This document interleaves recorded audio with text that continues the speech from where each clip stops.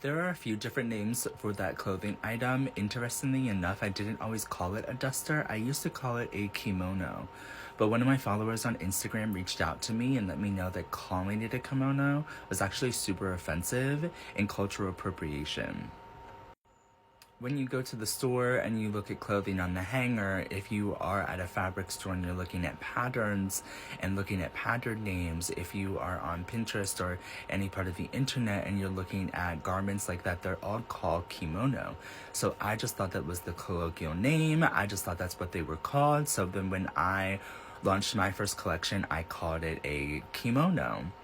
And I was, again, thankful enough that an Instagram follower reached out to me and they educated me and they said, hey, that's cultural appropriation. If it's not the traditional Japanese kimono, you can't call it a kimono. And she linked me articles and information, and I spent a lot of time diving in and a lot of time researching and listening to specifically Japanese women's voices about the issue, because a lot of them have been writing about how Western society and have clothing companies have taken the term kimono, which is very sacred and very valued in their culture, and watered it down to these loose, flowy garments that don't resemble anything to the original kimono.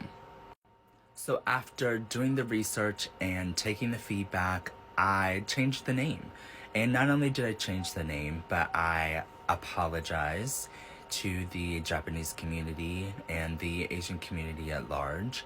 And I put out multiple posts and will continue to put out multiple posts, but I also educate people. So whenever I see anyone else calling a flowy garment like that a kimono, I let them know that they should not be calling it a kimono and that they can think of other names. But I also link the same or similar resources and I educate them and let them know and give them that feedback that it's cultural appropriation if it's not made by a Japanese person or it's not the traditional garment. Any kind of loose, flowy garment should not necessarily be called a kimono.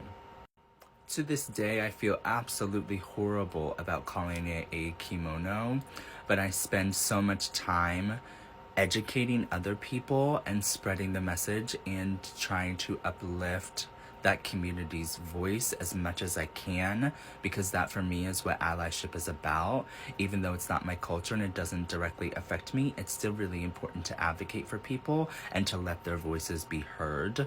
So yeah, I changed the name and I called it a duster.